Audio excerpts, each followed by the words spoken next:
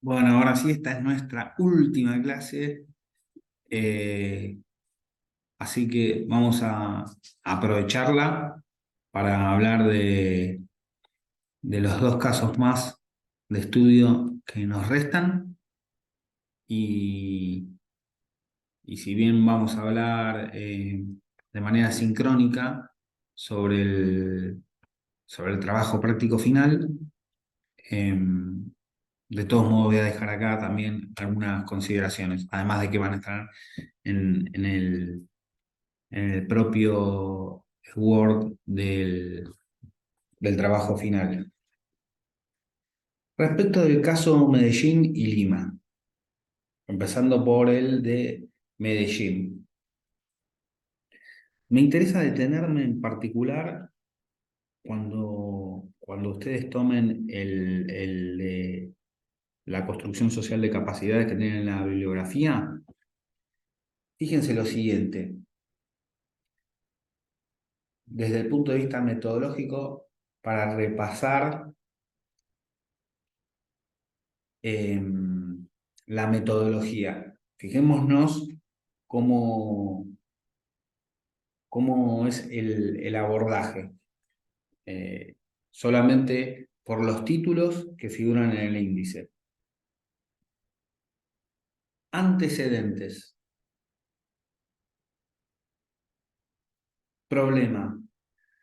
La definición del problema a resolver es fundamental. Yo les doy un ejemplo breve de qué quiero decir con esto. Ustedes pueden tener una situación, ¿no? Y sin embargo, la pregunta, problema, la pregunta con el que se aborda, puede generar distintos problemas ante la misma situación. De hecho, ustedes pueden tener modelos opuestos de ciudad, concepciones antagónicas de sociedad. Por lo tanto, la pregunta, dada una situación inicial, es diferente. Uno puede decir, dada la situación actual en Argentina, que uno puede definir mejor, peor, etcétera. Bueno, ¿cuál es la pregunta? Va a definir el problema, no en sí la situación inicial de la sociedad. Uno puede decir, bueno, ¿cómo puedo lograr una sociedad con una distribución del ingreso más equitativa? Ese es ese es un problema. Otro problema es cómo puedo asegurar una mayor concentración del ingreso sin que haya estallido social. Por lo tanto, no es que hay un problema en cuanto a que hay una realidad, sino que la propia pregunta, los propios objetivos terminan de configurar el, el problema. Yo sé que quizás alguien dice, che, qué tontería. Bueno, pero este tema suele discutirse bastante en temas sociales. No es que lo objetivo, tanto material, tanto lo material en tanto realidad objetiva, independientemente de nuestros sentidos, de por sí define un problema. No, la subjetividad con la cual se aborda los objetivos terminan de configurar el, el problema. Bueno, van a ver los objetivos, insisto, en el tema de la prioridad. A veces es más fácil contestar eh, los 10.000 aspectos que tiene un fenómeno que el principal. Como economista se lo digo de manera muy sencilla. Si en general alguien, a un economista, una economista de la heterodoxia, es decir, no define nada heterodoxia, sino simplemente que no es ortodoxo,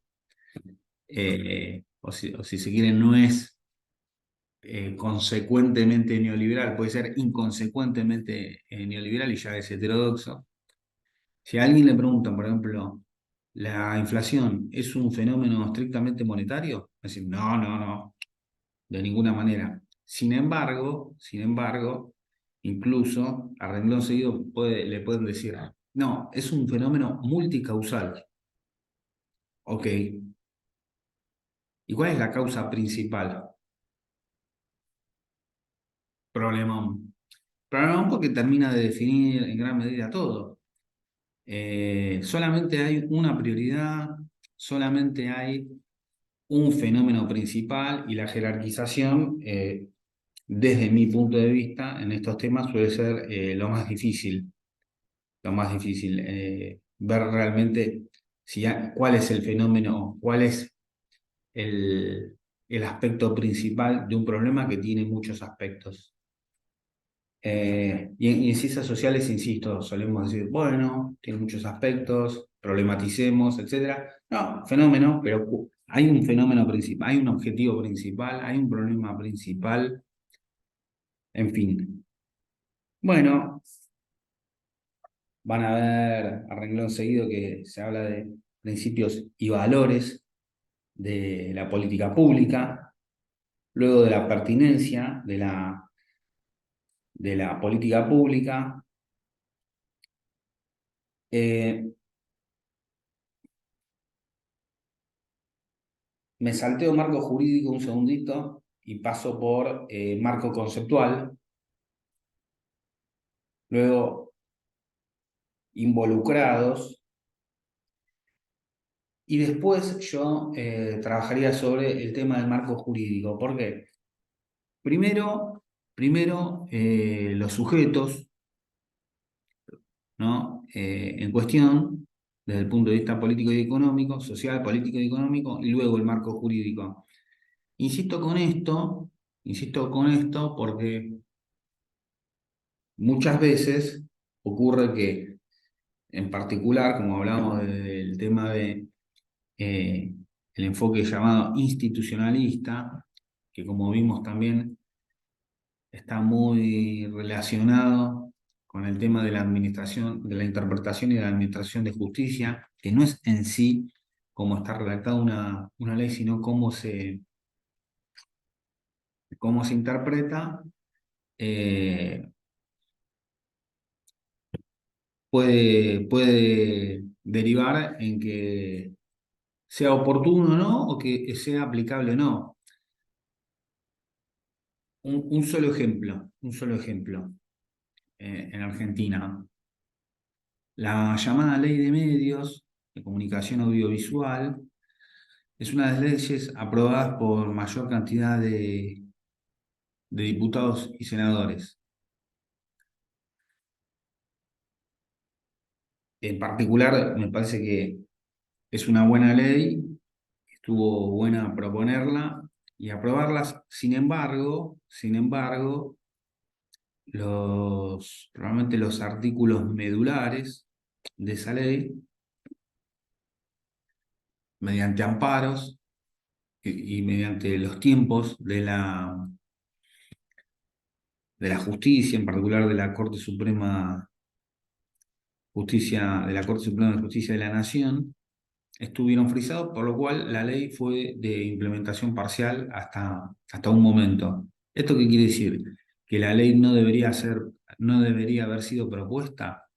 No, yo no digo eso. Eh, lo que digo es que a la hora de proponer algo, uno tiene que ver también ciertas cuestiones de viabilidad y si van a pasar ciertos marcos jurídicos. Cada tanto uno observa estos fenómenos, no implica que hay que detenerse, sino que o sea, eh, los fenómenos jurídicos de administración de justicia, si no se resuelven, después lo que ocurre es que no puede llevarse adelante el plan. Por lo tanto, muy buenos los conceptos, muy bueno si en términos generales eso se ajusta a la Constitución, se ajusta a las leyes, pero después viene no el tema de la letra muerta, sino de la interpretación de esa ley. Por eso insisto, me parece que el rol del Poder Judicial no solo en Argentina, sino en general, cada vez debe ser más tenido en cuenta para la aplicación, para llevar adelante una idea, una propuesta, sea de una, sea de una reforma de una zona metropolitana o de otro tipo. Fijémonos en los fenómenos de coparticipación, ¿no? ¿Cuánto le corresponde a la ciudad que tiene mayor ingreso per cápita, que es la ciudad de Buenos Aires? Si el dinero de la coparticipación viene para aquí, viene para allá, ¿quién termina decidiendo eso? Bueno, insisto, marcos jurídicos, tema de primer orden. Eh, Después figura el tema del enfoque de la política pública, factores estratégicos de capacidades en cooperación y desarrollo, tema importante a tener en cuenta. Después desagrega los componentes de la política pública. Fijémonos que tiene consideraciones de viabilidad y de factibilidad, es decir, si esto puede ser llevado a la práctica y en qué marco. Todo esto está relacionado con lo que hablábamos de la clase anterior del FODA. Es un instrumento fundamental. Es sencillo, uno tiene que ir anotando y a partir de ahí, que es un inicio de una tormenta de ideas, pero una tormenta de ideas ordenada, la idea es ordenar esa tormenta de ideas, es un buen punto de partida, es un excelente punto de partida, un punto de vista, punto de partida más que recomendable metodológicamente para llevar adelante un plan. Después de aquí, por ejemplo, la alineación de intereses, cómo hacer para que intereses que hasta el presente son intereses contrapuestos o no alineados tengan una alineación a partir de incentivos, probablemente de la economía política, el,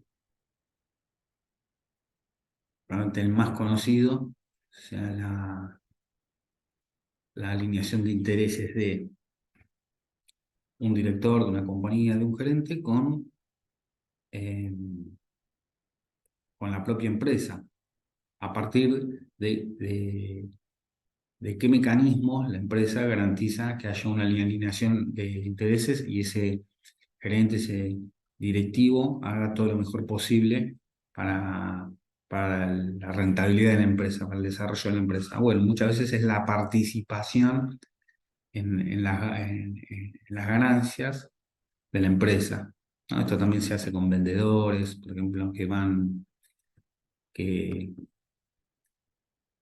que a mayor venta, o sea que tiene una participación de las ventas, ¿no? Bueno, sobre todo cuando son fenómenos sectoriales, multisectoriales, subsidios, no subsidios, aranceles, sobre todo en conglomerados, en economías de aglomeración, todo esto tiene mucha importancia. Eh, Pensemos, estos fenómenos, algunos de estos fenómenos también se dan en equipos de trabajo donde algunos tienen eh, su salario tiene una retención de ganancias, otros no, que en algunos casos hay, hay una persona que al retenerle ganancias termina cobrando lo mismo que una persona subordinada. Los fenómenos de alineación de intereses son, son diversos y son cuestiones que hay que trabajar. Y como estamos trabajando con sectores sociales, eh, insisto, para planificar este tipo de, de cuestiones es sumamente importante. Pensemos solamente en si vamos a poner un túnel por una zona, que hay negocios, ¿qué pasa con esos negocios? Suelen ser fenómenos que hay que trabajar, ¿no?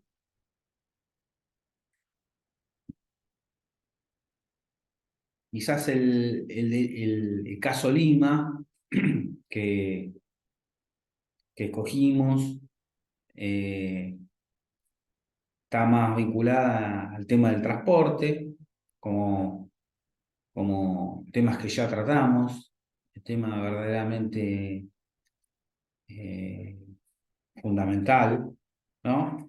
Y en el caso de Lima, lo que se trabajó más es hacia eh, de una situación de mucho atraso a una situación de un sistema integrado de transporte como eje. Como verán, ahí mismo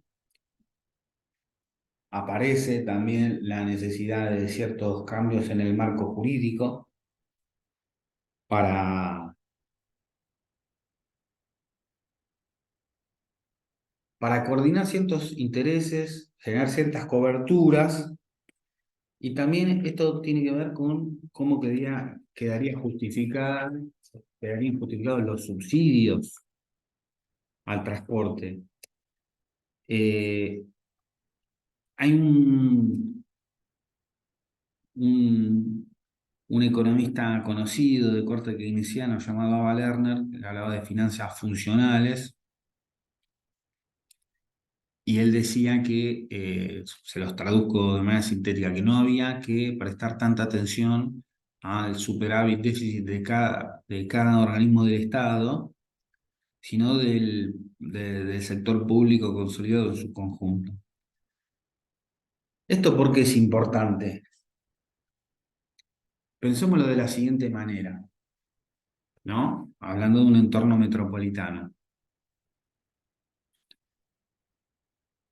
Hay muchas quejas, hace poco, cada tanto hay tensiones, ¿no? con esto, sobre el tema de el subsidio al transporte público. El subsidio al transporte público garantiza, por un lado, al sector empresarial en cuestión que pueda tener una rentabilidad mínima, porque los costos que no transfiere al ciudadano o a la ciudadana los paga el Estado. Si, visto como ciudad, como Estado, incluso como empresas, si ese subsidio no estuviese, ¿qué ocurriría? ¿Se podrían pagar hasta qué punto determinado tipo de tarifas?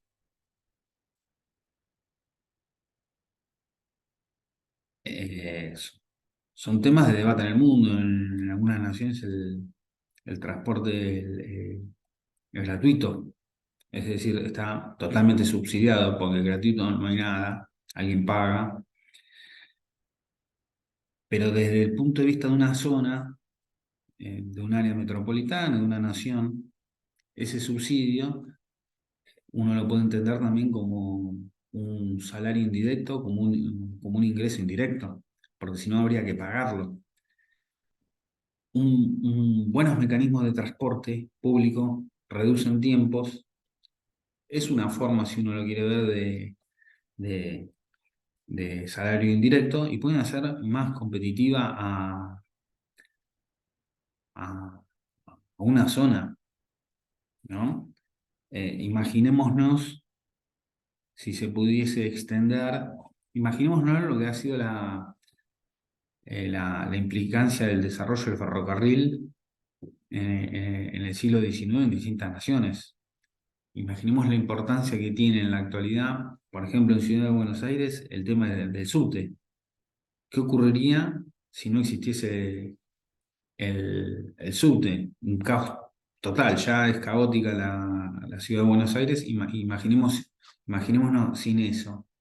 Después la combinación, digamos, de los transportes, de subte, premetro, tren, en fin. Cuando ustedes vean más pormenorizadamente el tema de Lima, van a ver el cambio que produce el sistema integrado de transporte, que evidentemente es un tema central a resolver en grandes urbes, y es una condición sine qua non para que una zona sea vivible, sea competitiva. Es decir, todos los grandes desarrollos tienen algunos fenómenos en común, uno de los cuales, sin lugar a dudas, es el tema del transporte. Por supuesto, también temas relacionados a salud, educación, en fin. Bueno, visto brevemente estos tópicos, después lo vamos a ver de manera sincrónica y lo tienen en el Word con la consigna del trabajo práctico final. De lo que se trata es de elegir un estudio de caso y tratar de explorar qué elementos de los que vimos clase a clase se expresan ahí. Fenómenos de productividad, de competitividad, ¿se cruzan o no cadenas de valor? ¿Hay allí una economía de aglomeración o no? Puede haberla, puede no haberla, puede haberla parcialmente, puede estar en desarrollo. Se han generado conflictos sociales, cómo se han encarado. Em, Fenómenos institucionales. ¿Hubo cambios en algún área de la educación, desde creación de jardines a creación de alguna institución educativa con foco en alguna actividad que se realice en la zona? Alguna vez son las propias empresas las que desarrollan escuelas. Por ejemplo, el grupo Techin tiene un colegio industrial, para dar un caso. Si no, no entiendo más, están por la zona de Campana, donde tiene una de sus plantas. En fin, lo tienen pormenorizado ahí, y la idea es discutirlo y que sea bien práctico también el aprendizaje. Es decir, tomemos un estudio de caso y tratemos de ver de todos estos aspectos que entendemos que son de los principales en cuanto a los fenómenos de áreas metropolitanas, se expresan en ese caso. Bueno, espero que hayan tenido una cursada agradable dentro de los marcos de la virtualidad, y siempre que necesiten, están abiertas las consultas. Bueno, para mí ha sido un gusto. Chao, hasta luego.